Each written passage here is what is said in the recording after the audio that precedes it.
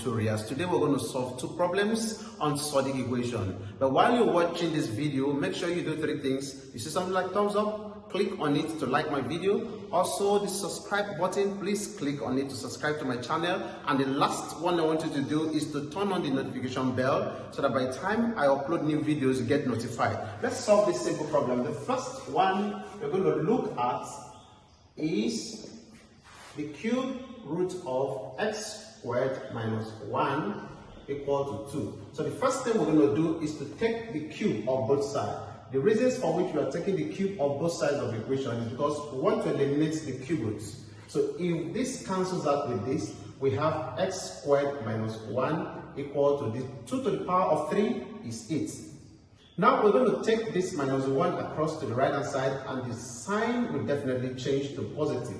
So we have 8 plus 1, and then the final thing we need to do is to add up this to give us 9.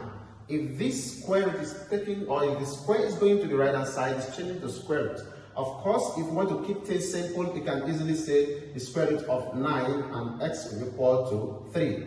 Otherwise, we know that when you're taking the square of a number, it's either it's going with positive or negative, positive or negative. And if you want to keep things simple, you can just say x is equal to 3 or plus or minus 3. And that is the answer to this particular problem. Okay, let's see for the second one. The both questions comes from Surdic equation. And then we're going to work on this by taking the square of both sides of the equation. And if we are to take the square of both sides of the equation, what do we need to do? This becomes all squared and this is squared. Because the square root is going to eliminate this square. The square is going to eliminate the square root. So what is left is 2x plus the square root of 6 minus 2x equal to 4. So the first thing we're going to do is to move this 2x across to this part. So that we have 6 minus 2x equal to 4 minus 2x. Why we are doing so is because we have the Surdic part which involves square root, and these two are real because they don't have square root attached to them. So that is why we have it in this form. Even as we have done that, we are still seeing square root surfaces. We're going to take the square of both sides again. So take the square of both sides again. So if you are taking the square of both sides again, we're going to have square root of 6 minus 2x all squared equal to 4 minus 2x all squared. And this will definitely cancel out with this. 6 minus 2x equal to, we have this into 2x into 4 minus 2x. So what do we need to do at this point? We are going to make sure that we expand the bracket. And if we're expanding the bracket, we will be having the left hand side to be equal to, what do we have on the right hand side? 4 times 4 is 16, and minus 2 times 4 give us minus 8x. Of course, if we have minus 2x again times 4, we have minus 8x, and then minus minus will give us plus 2x times 2x will give us 4x squared. That is beautiful. So we have this to become 6 minus 2x equal to 16, minus 8x will give us minus 16x plus 4x squared. So of course, what we need to do is to move everything to the right hand side.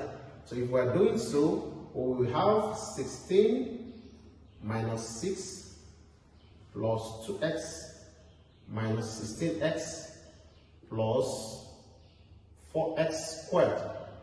All will be left, all we have here will be 0.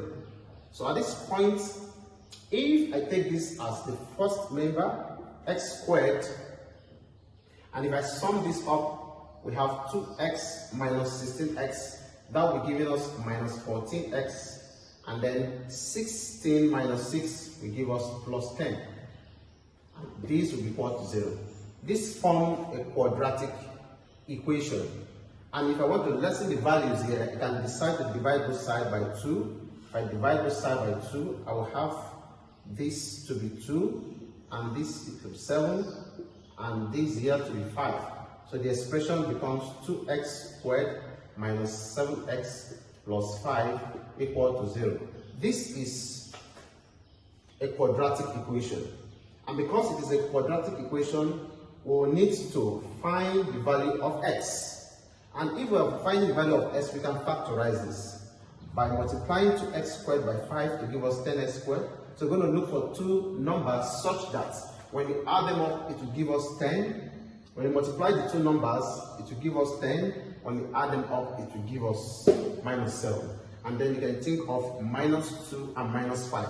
So the factors are 2x squared minus 2x minus 5x plus 5 equal to 0. So if that be the case, we're going to factor out the common factor here. And what do we think should be the common factor? That is 2x.